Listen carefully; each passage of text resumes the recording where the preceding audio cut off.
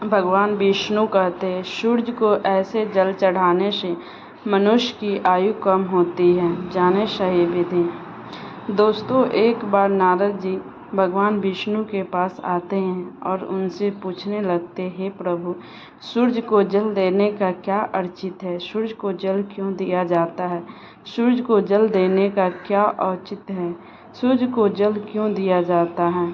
सूर्य को जल देने के क्या फायदे हैं तथा सूर्य को जल देने की सर्वोत्तम विधि कौन सी है?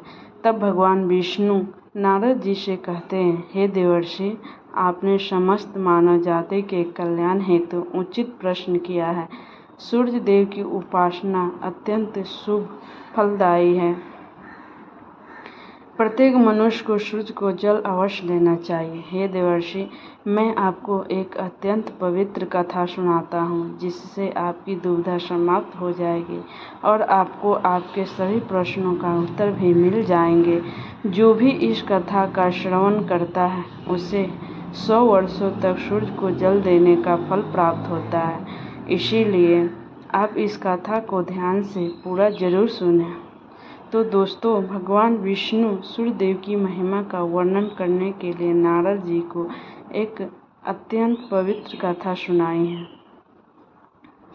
इस कथा में सूर्य को जल देने की सही विधि और अत्यंत शक्तिशाली सूर्यदेव के मंत्र के बारे में बताया है। इसीलिए आप सभी इस कथा को ध्यान से पूरा अवश्य सुनें। इस कथा को सुनने मात्र से ही आपको सूर्य को जल देने का फल प्राप्त होता है। तो चलिए शुरू करते हैं। इस पवित्र कथा को भगवान विष्णु कहते हैं, हे देवर्षि, प्राचीन काल की बात है। उत्तर प्रदेश में एक अत्यंत प्राचीन शोभामान नगरी थी। उस नगरी में एक ब्राह्मण मनोहर अपनी पत्नी मायावती के साथ निवास करता था। मनोहर शास्त्र ज्ञान में पारंगत था, किंतु उसने अपने ज्ञान का कभी सदुपयोग नहीं किया। उसने अपने ज्ञान का उपयोग केवल धन कमाने के लिए किया। मनोहर ने अपने जीवन में कभी दान धर्म नहीं किया, कभी सूर्यदेव को अर्घ्य नहीं दिया। वह अत्यंत स्वार्थी और दंभी स्वभाव का था। फिर एक दिन वह वन से जा रहा था तो एक विषैले सांप के काटने के कारण मनोहर की मृत्यु हो गई। मृत्यु के बाद मनोहर को यम के दूत यमलोक लेकर गए। वहाँ यमराज ने मनोहर के पाप और पुण्य का मूल्यांकन किया और मनोहर को नरक में डाल दिया। मनोहर अनेकों वर्ष तक नरक में सजा भुगतने लगा और फिर उसे प्रायश्चित करने के लिए फिर से मनुष्य जन्म की प्राप्ति हुई। उसका दूसरा जन्म एक गरीब शूद्र के घर पर हुआ। दूसरे जन्म में उसे अत्यंत दुख भोगने पड़े। उस शूद्र के बड़े होते ही उसके पिता ने उसका विवाह एक युवती से कर दिया और फिर वह युवती के साथ वन में झोपड़ी में रहने लगा। विवाह के बाद अनेकों वर्ष तक उस शूद्र को कोई संतान नहीं हुई, इसीलिए वह और भी अधिक दुखी रहने लगा। लेकिन इतने में ही उसके दुख समाप्त नहीं हुए। कुछ वर्षों के बाद दैव योग से उसके शरीर में भयंकर कोढ़ का रोग उत्पन्न हुआ और वह भयंकर कोढ़ के रोग से पीड़ित हो गया। उसके शरीर पर अनगिनत जख्म हुए जिनसे पस निकलता रहता था। वह कोढ़ी शूद्र अब कुछ काम भी नहीं कर सकता था और दिन भर घर पर ही पड़ा रहता।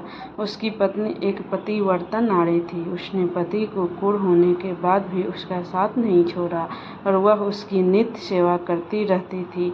वह अपने पति को ही परमेश्वर मानकर उसकी पूजा करती थी, उसके लिए भोजन का प्रबंध कराती थी, उससे स्नान कराती थी। वह शुद्ध अनेक बार मन ही मन सोचता रहता था कि किस जन्म के पाप के कारण उसे यह कोढ़ रोग हुआ। ऐसा सोचते हुए वह बहुत ही निराश और उदास रहने लगा। फिर एक दिन उसके द्वार पर एक साधु पधारे। उस कोढ़ी शूद्र की पत्नी ने उन साधु महात्मा की बड़ी सेवा की, जिससे प्रसन्न होकर उस साधु ने उस कोढ़ी की पत्नी को वर मांगने के लिए कहा। तो कोढ़ी की पत्नी ने कहा, हे महात्मा, मेरे लिए मेरे पति ही सर्वश्रेष्ठ हैं। वही मेरे स्वामी हैं। अतः आपसे विनती है कि मेरे पति का रोग दूर करे और उन्हें पहले के जैसा बना दे। इस पर उस साधु महात्मा ने कहा, हे देवी, यह रोग तुम्हारे पति को उसके पिछले जन्म के कर्मों के कारण प्राप्त हुआ है। यह विधि का विधान है, मैं इसमें हस्तक्षेप नहीं कर सकता। ईश्वर मनुष्य को उसके पाप कर्मों का दंड अवश्य देता है, कोई भी इसे चूक नहीं सकता, किंतु मैं तुम्हें इसका उपाय बता सकता हूँ। इस रोग से बचने के लिए केवल एक ही उपाय है। तुम अपने पति को लेकर सूर्यदेव की शरण में जाओ और सूर्यदेव की नित्य उपासना करो। सूर्यदेव की कृपा से तुम्हारा पति कोढ़ से मुक्त हो जाएगा और उसे कामदेव के समान रूप प्राप्त होगा। फिर उस साधु महात्मा ने उस स्त्री को सूर्यदेव की उपासना की विधि बताई। उस विधि को जानकर उस कोढ़ी की पत्नी ने अपने पति के साथ मिलकर पूरी निष्ठा और श्रद्धा से सूर्यदेव की उपासना की और देखते ही देखते कुछ ही दिनों में उसका पति पूरी तरह से ठीक हो गया। वह कोढ़ के रोग से पूरी तरह से मुक्त हो गया और सूर्यदेव की कृपा से उसे सुंदर रूप, बलवान शरीर तथा धन संपत्ति की प्राप्ति हुई और वह कोढ़ी शूद्र बहुत धनवान बन गया।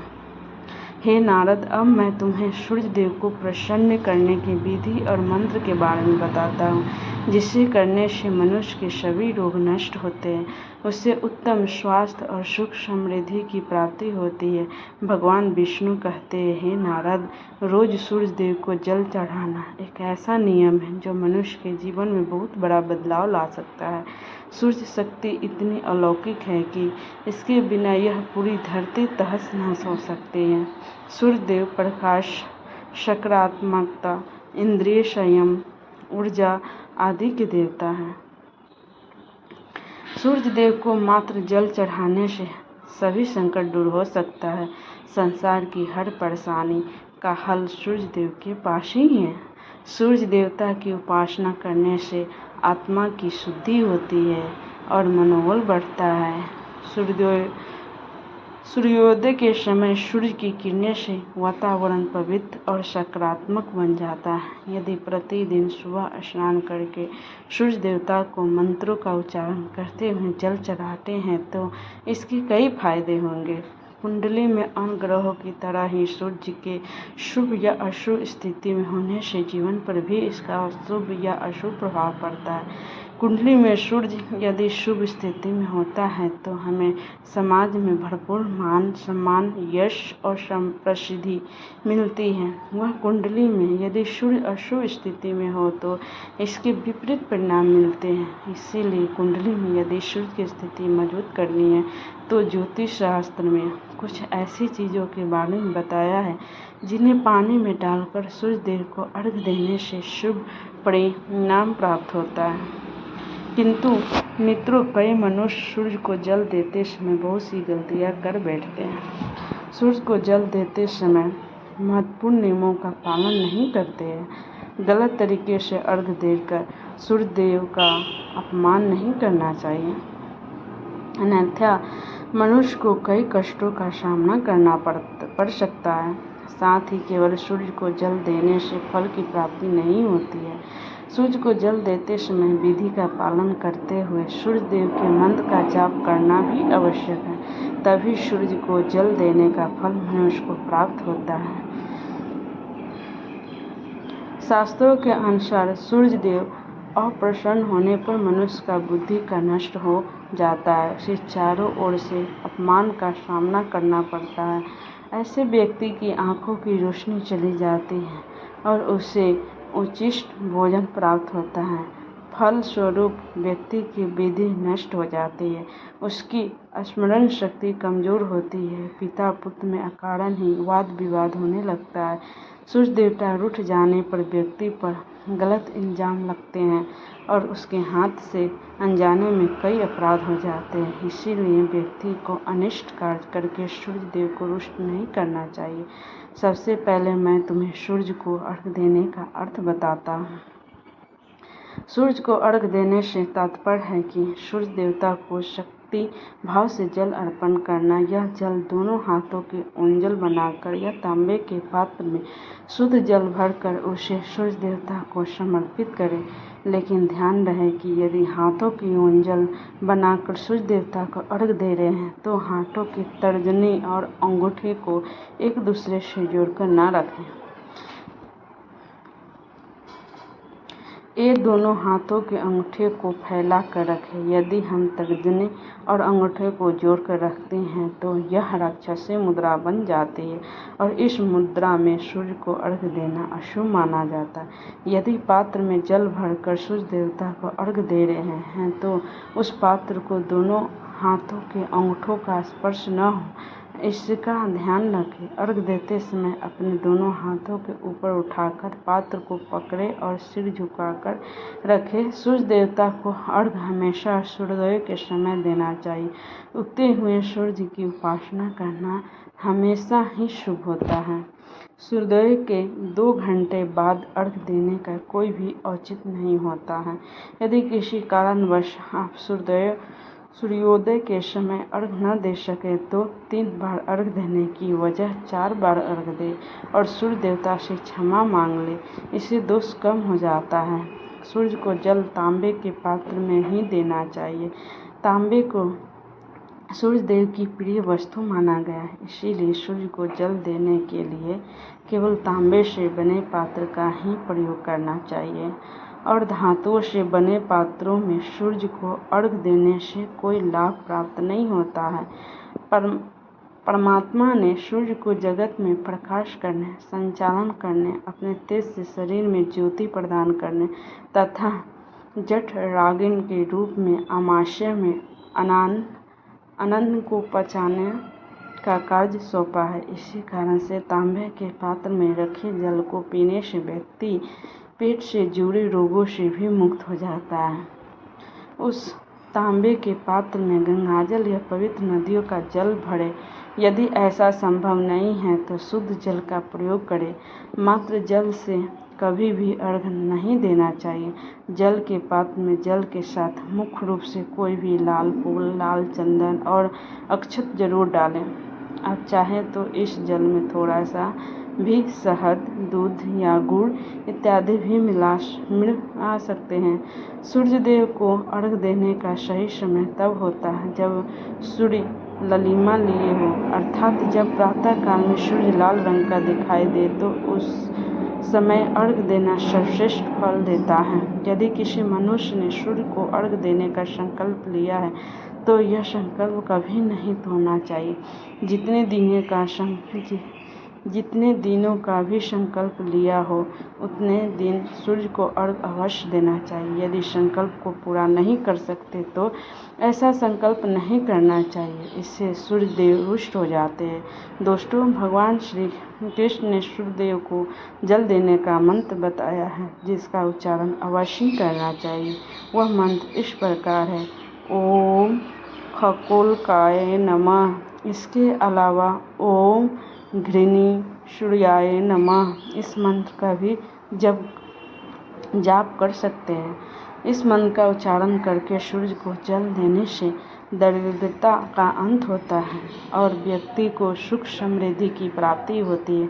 भगवान विष्णु कहते हैं, हे वत्स, सूर्य देव की महिमा अपरंपार है और प्रतिदिन ही हमें उनका आभार मानना चाहिए।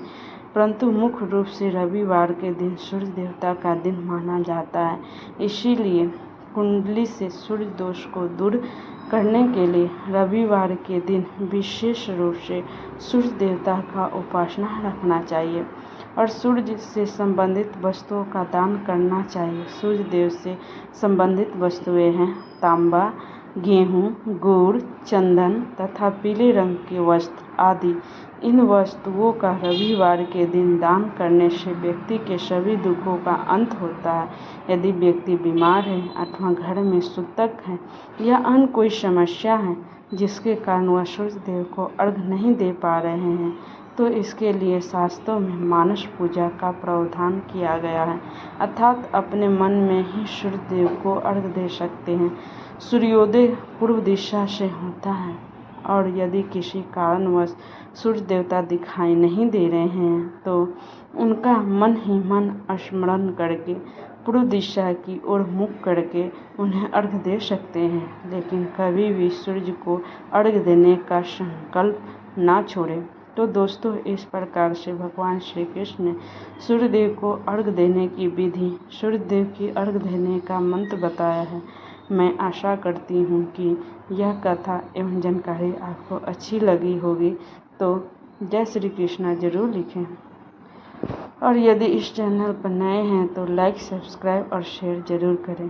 धन्यवाद।